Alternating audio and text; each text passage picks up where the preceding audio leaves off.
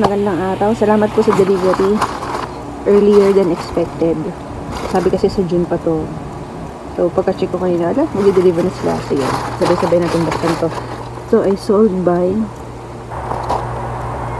B Home Store. Okay, let's do this.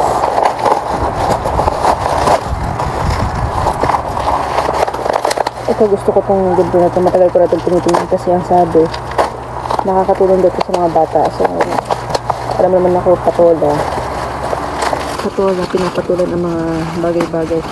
Una itong tinitinda sa Facebook. Eh, meron din naman sa ano. Meron din naman pala sa Lazada. So, ito na. Mom, what should I do? Okay, let's see.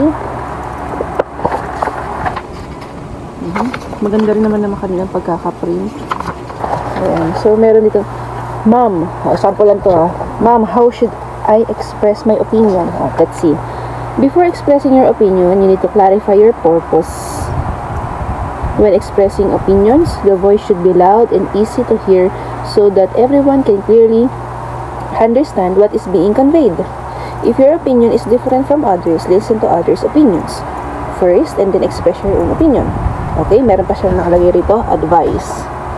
We should take advantage of every opportunity to express our opinions, to practice our expression and communication skills. Tama naman.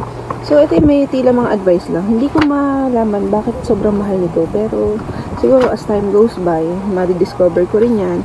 Tsaka kasi, nire-recommend ito.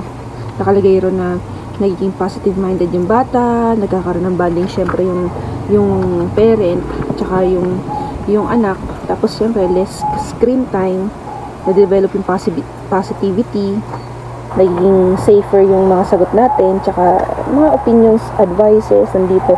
Mom, what are the risks of clicking on strange websites? May nakalagay rito, Mom, how to become an optimist? Yung mga, paano na, yan, mga advices, almost yung mga sagot dito.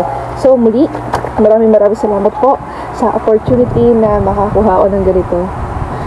Maraming salamat sa online shop kasi at least nakakuha ko ng ganito, ng mga ganitong materials. So, para sa anak natin, gagawin talaga natin ng everything.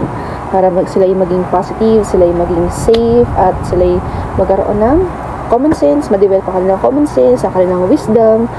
So, help us God, Kayla. Thank you very much. Mga wash ready. Thank you very much. God bless.